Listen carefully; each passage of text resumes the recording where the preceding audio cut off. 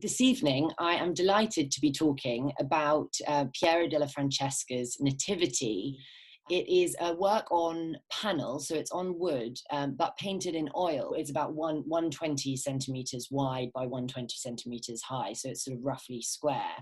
And we can see that, just to sort of pare it right back to basics, we can see that we, of course, are looking at the Nativity. This is a scene that we're all familiar with, usually in the form of school assemblies, but in art was a very popular subject, of course.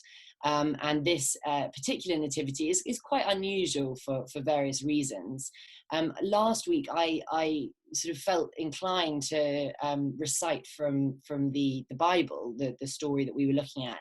And I did do a bit of research looking in the books of Luke and Matthew, which both tell the story of the Nativity today.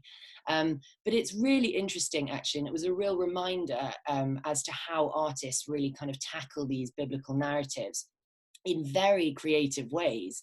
And this nativity scene is kind of, it is very simple, and it includes some of the general aspects of nativity that we would expect. Of course, there's the ass and the ox in the background. There are two shepherds, one of which is pointing to the sky, pointing to the star, which was often common in paintings, that the shepherd would be pointing to the star. But of course, it's the magi, the kings, that eventually come follow the star to Bethlehem. So again, you know, a bit of artistic license. And then we have Joseph, who's seated on a saddle there on the right hand side, and we have five angels, celestial angels, who are sort of in the same sphere as the Christ child, who's lying on the Virgin's mantle, and the Virgin, of course, who is praying before him. They are on quite a sort of barren outcrop of land. They're open to the elements, and they are sort of backed in quite a sort of theatrical way by this sort of lean-to. It's not really a stable. It feels much more like a kind of derelict, a sort of crumbling wall, really, with a ramshackle sort of makeshift roof propped up alongside it. So this moment of the birth, the nativity, the natal in Latin, meaning kind of birth, the moment of birth, which is, of course, or birth, which is, of course, where the word native comes from. So that's, of course, how this moment gets its name, the nativity. It is very kind of quickly adjoined by the shepherds, the adoration of the shepherds, and the adoration of the magi, but often these are sort of mixed into one scene, and we see the shepherds are already here. We've got kind of this wonderful bluish sky, and then of course this quite exceptional landscape background with this fortified town on the right hand side. I wanted just to start with a little bit of background about Piero. Piero was born in San Sepolcro, which is just east of Arezzo, sort of in central Italy, or just south of Florence. And he was born to a tanner, a sort of shoemaker, and had a kind of quite comfortable upbringing. He was born probably in about 1415, 1420. And he had a good Latin education, a good education, and we can follow his life quite clearly through various documentation, which sort of outline his various commissions. The first of which is in 1439, so when he's sort of in his late teens, early 20s.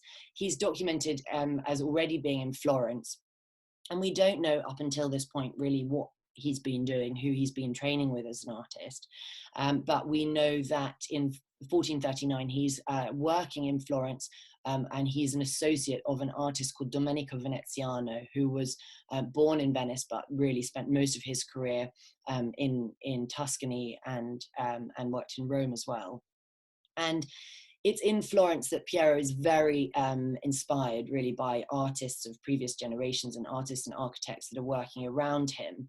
And I think that's a really important moment in forming his main concerns as an artist, which, of course, are, by looking at this painting in front of us, we can see colour, light, this sort of luminosity, which is very, very sort of specific to Piero's work.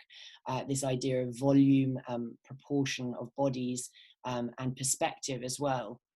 And he would have been inspired by the sculptor Donatello, Masaccio, who was at the time working with form and perspective and space.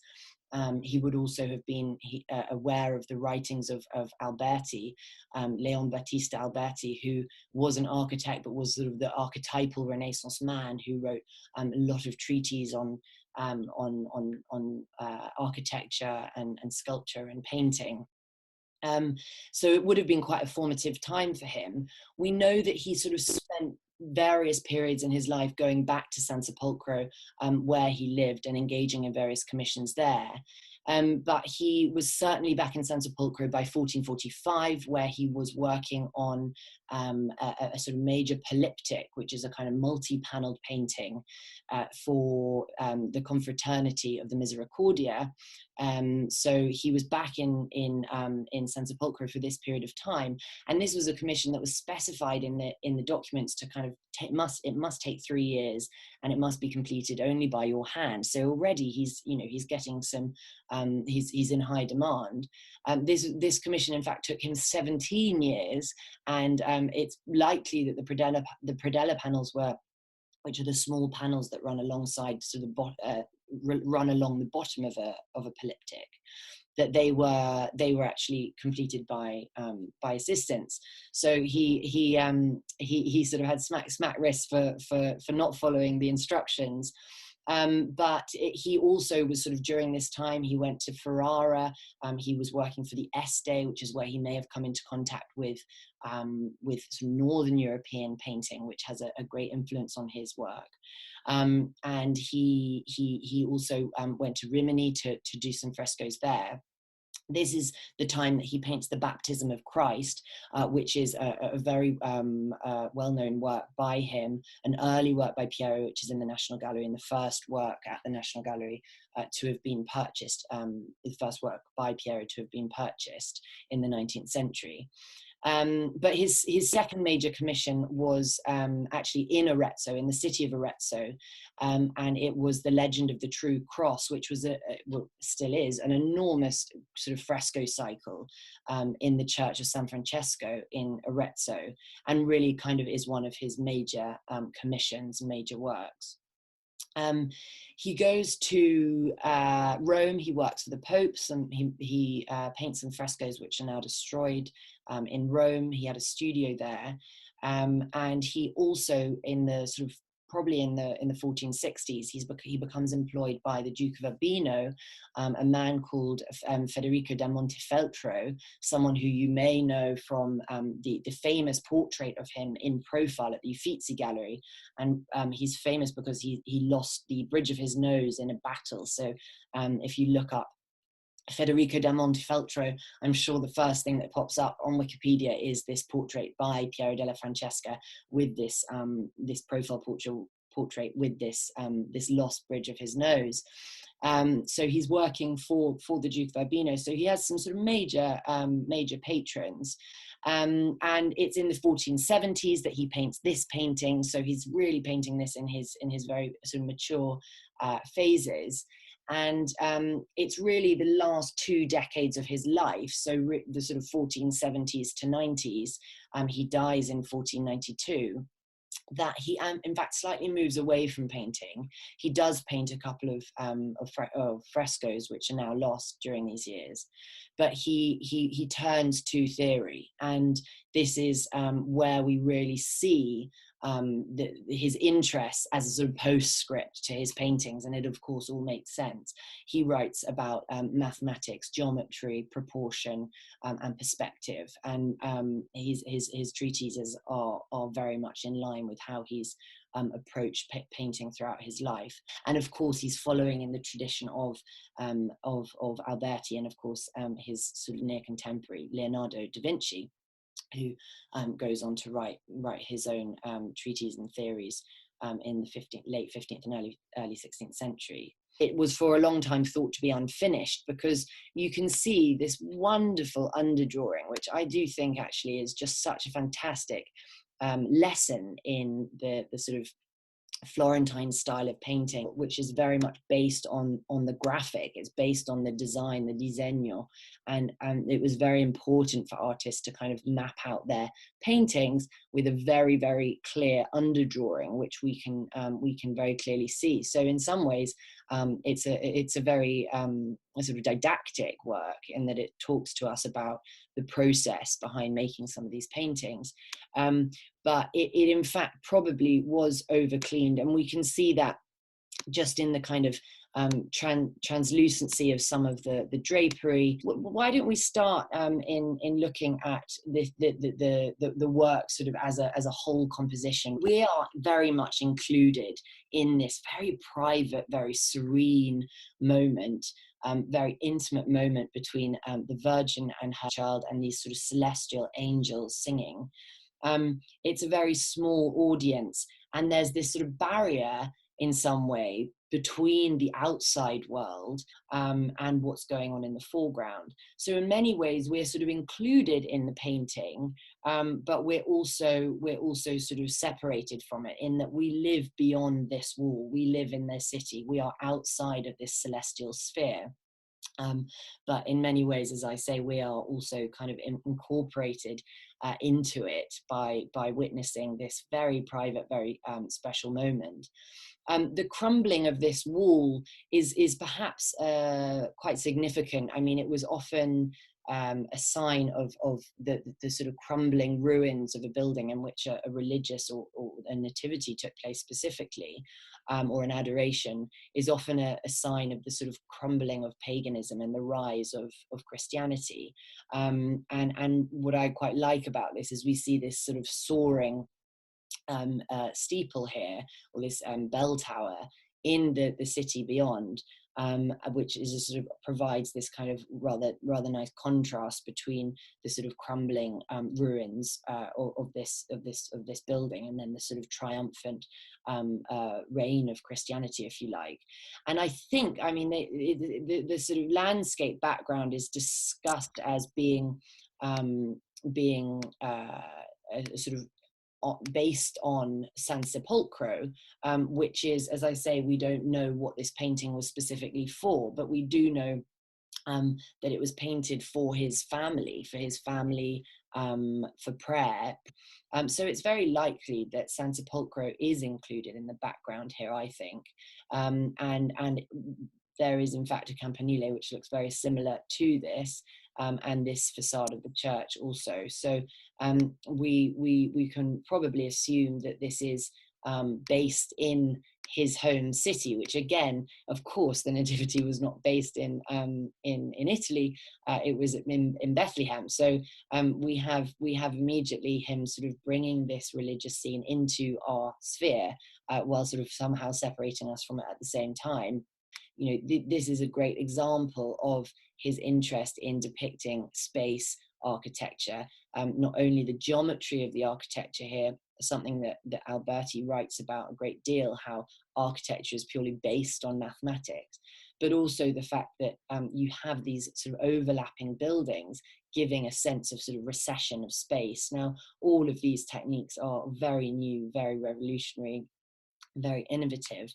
And if we just stay with the landscape and move over to the other side, these rolling hills are very much, and probably kind of Apennine Mountains, I don't know, in that part of Italy, very sort of kind of specific to this area around which he grew up and really kind of existed.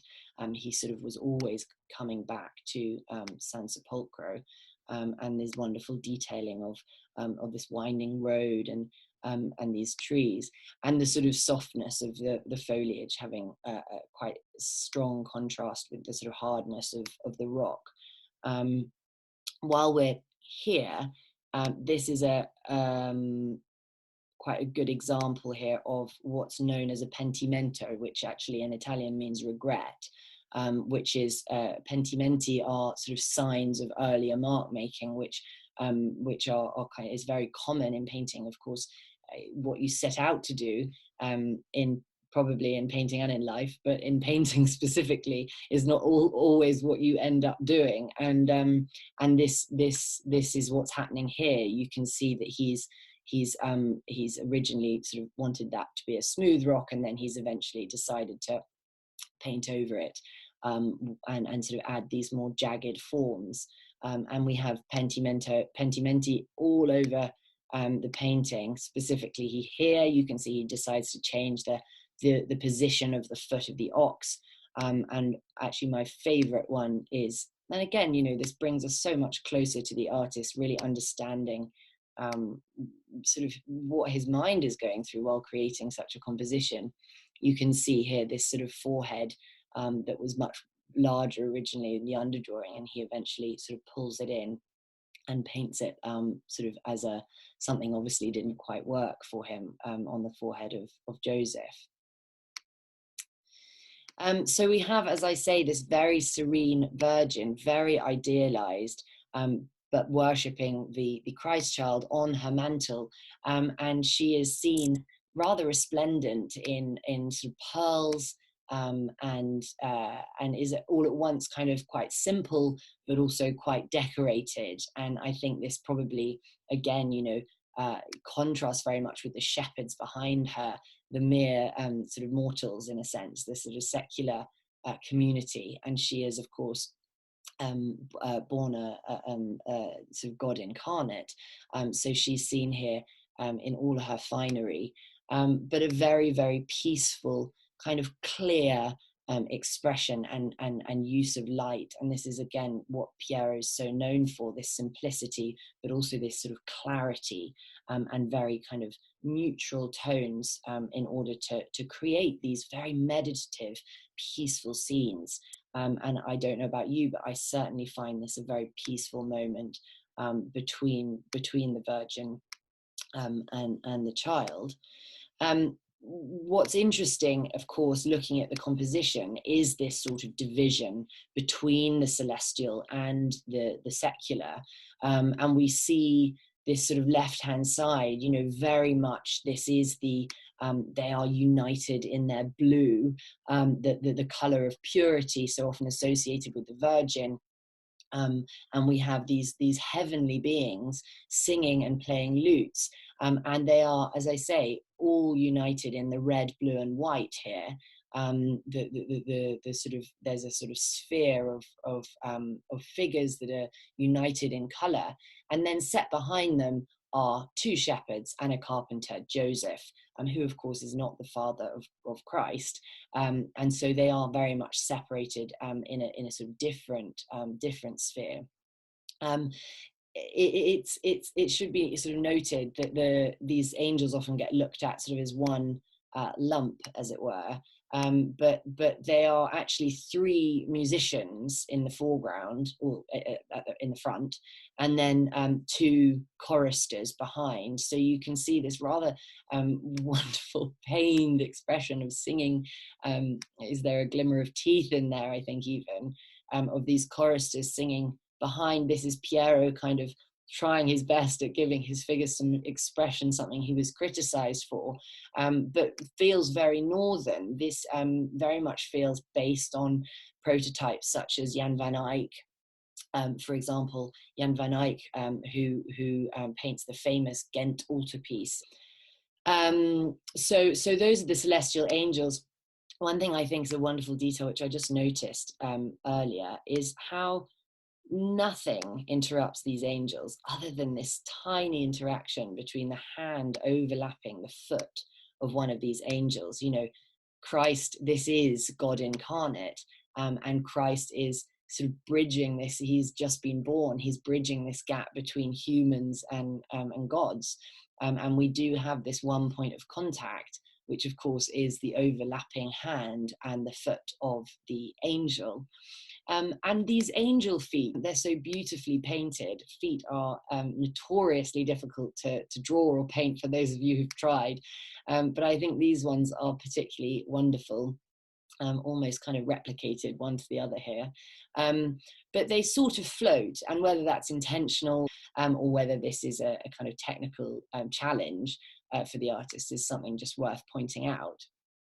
Um, Interestingly, the angels are very much based on, if for those of you that are familiar with antique sculpture, you can see that Piero is really looking at these sort of almost kind of peplos-like drapery that was, of course, so common in antiquity and in antique sculpture. Very classical stances and this sort of kind of clinging, diaphanous sort of drapery that clings to the body, very much a sort of a classical reference, and very likely to have been his own source.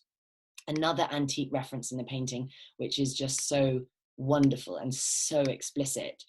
For those of you that know the sculpture of the spinario, the thorn pillar, which was an ancient or an antiquity that was very much copied by particularly 15th century Italian artists.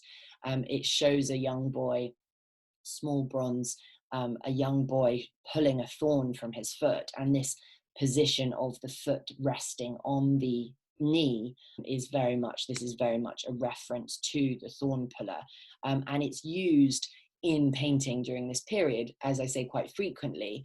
Of course, in the 15th century, the Renaissance was the rebirth of classicism, of antiquity, and so they were looking to antique prototypes to create these compositions, as well as starting to experiment with life models. After last week's discussions on birds, I've gone away and got a degree in ornithology, I think it is. But down here, I don't know if any of you noticed, there's a wonderful little group of birdies.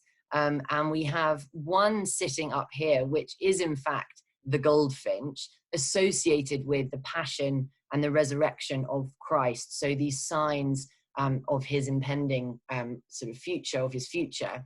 And the goldfinch, subsequently, there was a sort of legend that the goldfinch, in fact, flew down during Christ's procession to Calvary with the cross, and plucked one of the thorns from his crown of thorns. I think they feed on thorns or thistles or something like that.